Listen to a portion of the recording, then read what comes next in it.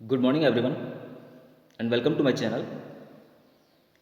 Students, next chapter animal kingdom आगे मैं शुरू करता हूँ और इसके लेक्चर नंबर 1 में हम वेरियस फीचर्स देखने वाले हैं कि किन फीचर्स के बेसिस पर एनिमल्स को वेरियस फाइलम में क्लासीफाई किया गया है।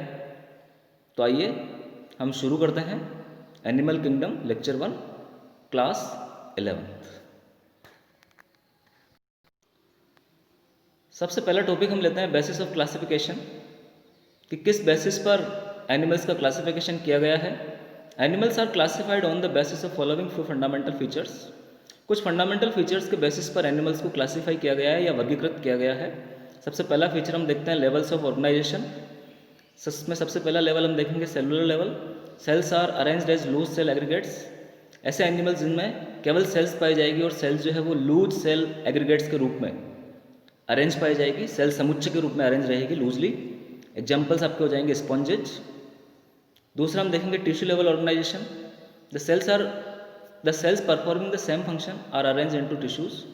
सेल्स जो है एक ही फंक्शन परफॉर्म करने का काम करेगी लेकिन टिश्यूज में अरेंज हो जाएगी। और इसका एग्जाम्पल हम देखेंगे सिलेंट्रेट्स। तो आप लर्न करेंगे स्टूडेंट, सिलेंट्रेटा फाइलम से टिश्यू बनना चालू हो जाएंगे। फिर हम ऑर्गन लेवल का ऑर्गेनाइजेशन देखेंगे। टिश्यूज मिलकर ऑर्गन बनाएंगे। Tissues are grouped together to form organs each specialise for a particular function. तो बहुत सारे टिश्यूज आपस में ग्रुपिंग करके ऑर्गन का फॉर्मेशन करेंगे और प्रत्येक जो है एक पर्टिकुलर स्पेशल फंक्शन करेगा। इसमें हम प्लेटीहेल्मिन्थेस की बात करेंगे। आगे हम सारे फाइलम पढ़ने वाले हैं। नेक्स्ट हम ऑर्गन लेवल सिस्टम देखते हैं कि ऑर्गन लेवल सिस्टम क्या हो जाएगा। तो ऑर्गन लेवल सिस्टम में हम देखते हैं कि ऑर्गन्स जो है वो एसोसिएटेड होकर वेरियस प्रकार के ऑर्गन सिस्टम का निर्माण करेंगे। Organs are associated to form functional systems. Annelids, arthropods, molluscs, echinodermata and chordates इसके अंदर इंक्लूड कर दिए जाएंगे। तो स्टूडेंट्स आप बहुत अच्छे ढंग से ये लेवल्स ऑफ ऑर्गेनाइजेशन लर्न करेंगे, वेरी वेरी इंपॉर्टेंट। आगे हम देखते हैं ब्लड वेस्कुलर सिस्टम या सर्कुलेटरी सिस्टम, ओपन टाइप का और क्लोज टाइप का। Blood pumped out through heart, not confined to blood vessels. Blood जो है वो हार्ट से बाहर निकलेगा लेकिन वो ब्लड वेसल्स में नहीं बहेगा। तो इस प्रकार के सर्कुलेटरी सिस्टम को हम ओपन टाइप का सर्कुलेटरी सिस्टम कहेंगे। Cells and tissues are directly bath in it. Cells और टिश्यूज जो है वो डायरेक्टली ब्लड के अंदर डूबी हुई पाई जाएगी। क्लोज टाइप के वेस्कुलर सिस्टम में हम देखते हैं blood is circulated through blood vessels. Blood जो है वो ब्लड वेसल्स के थ्रू, आर्टरीज, वेंस और कैपिलरीज के थ्रू सर्कुलेट होगा। और इस प्रकार के वेस्कुलर सिस्टम को हम क्लोज टाइप का वेस्कुलर सिस्टम कहेंगे। तो आप सर्कुलेटरी सिस्टम भी लर्न करेंगे स्टूडेंट्स कि ये दो प्रकार का हो जाएगा, ओपन टाइप और क्लोज टाइप। नेक्स्ट आगे हम देखते हैं, हमारे पास नेक्स्ट पॉइंट हो जाएगा सिमेट्री का। सिमेट्री के बेसिस पर हम एनिमल्स को निम्न ग्रुप्स में बांटेंगे: एसिमेट्रिकल, रेडियल सिमेट्रिकल और बायलैटरल सिमेट्रिकल। एसिमेट्रिकल एनिमल्स में can not be divide into equal halves through median plane.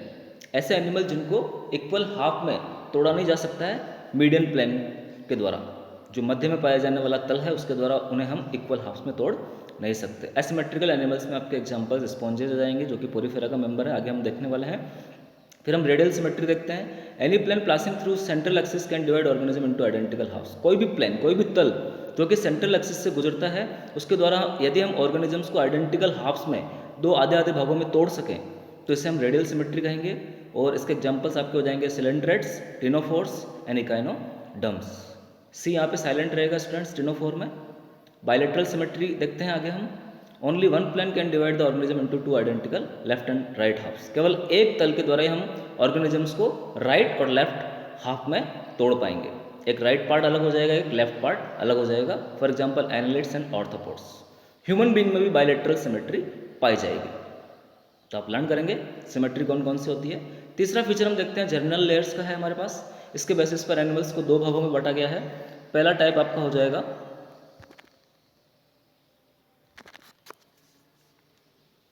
Diploblastic animals. Cells arranged in two embryonic layers.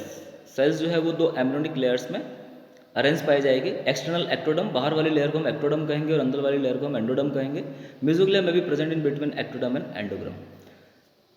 कुछ एनिमल्स में मेसोग्लिया भी पाया जाता है जो कि एक्टोडम और एंडोडम के बीच में पाया जाएगा। एग्जाम्पल्स आपके हो जाएंगे पोरीफेरा पोरिफर्स और सिलेंट्रेट्स, निडेरियंस, सिलेंट्रेट्स को हम निडेरियंस के नाम से भी जानते हैं। तो आप लर्न करेंगे स्टूडेंट डिप्लोप्लास्टिक एनिमल्स में कौन कौन से एनिमल्स आएंगे।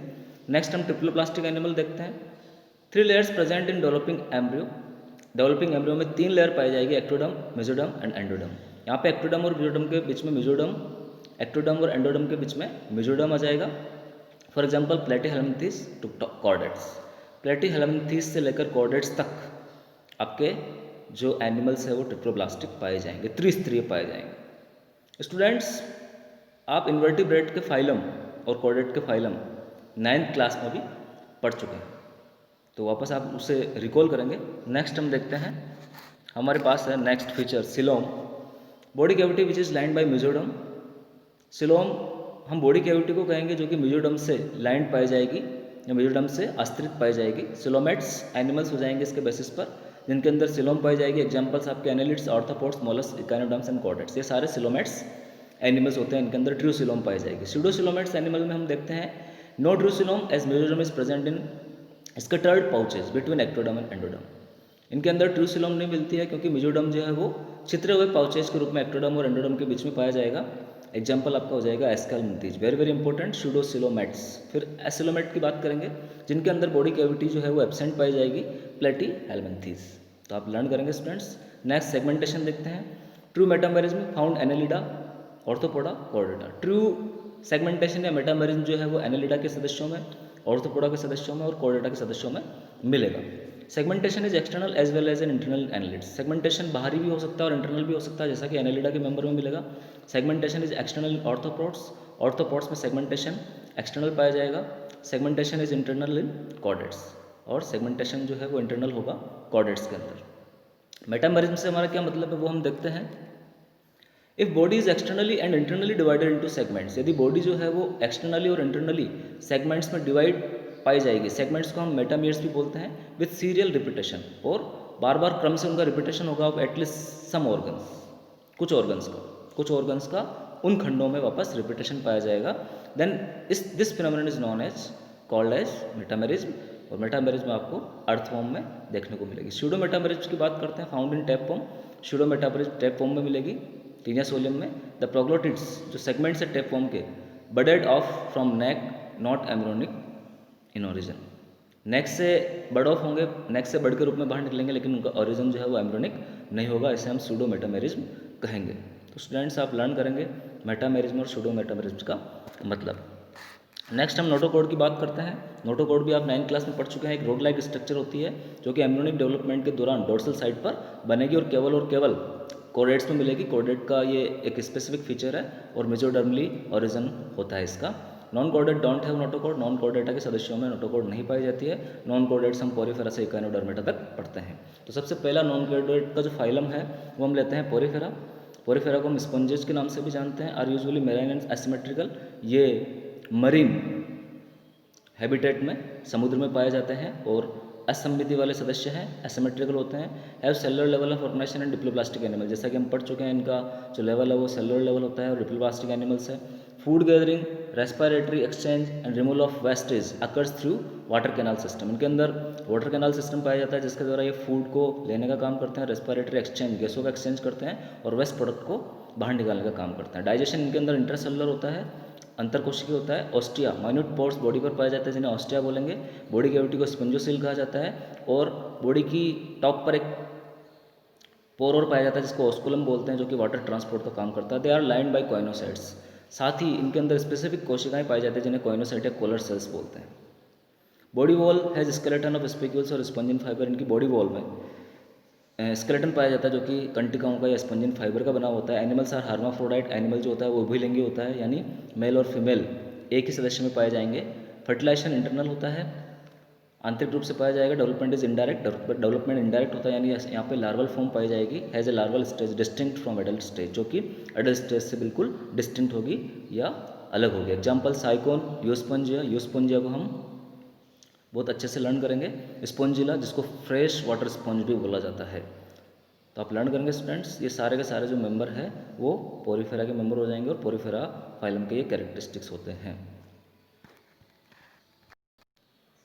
थैंक्स स्टूडेंट्स, आज के इस लेक्चर में हम यहीं तक बात करने वाले हैं।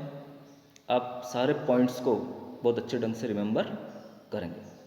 Thank you very much.